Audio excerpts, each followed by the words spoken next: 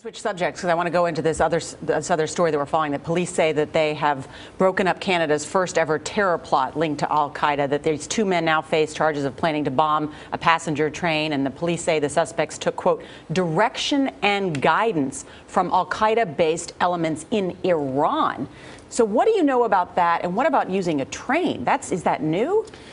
Well, it is new, although they've always been focused on transportation. But Al-Qaeda's shadow government, if you will, the leadership that wasn't in Pakistan after 9/11 escaped to Iran, and they've had kind of a subcommittee of leaders in Iran. So there is some of these leftover people that may have communications and plots that they're moving forward, because the ones in Pakistan have really been under the gun from drone attacks and other things. One fascinating tidbit, though. When they hit Abbottabad and they search bin Laden, they find a couple of things, including a note sewn into his clothes. And it's basically his plans for the next year.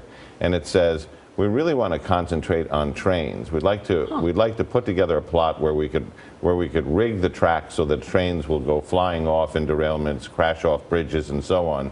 He felt this was an area where there was lax security and it could be exploited. So it is something that was in the minds of Al-Qaeda at the highest levels. Let me go back quickly to the Boston. Do we know anything about what happened when the older brother went to Chechnya?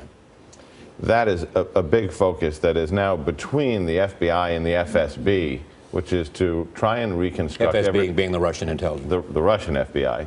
To try and reconstruct every step of that, because it was so long. And the question is, you can learn to make this bomb online, but where would you have tested it out? That means you'd have to go way out of Boston into the woods, or perhaps during that trip, he got some of that training. All right, John, thank you.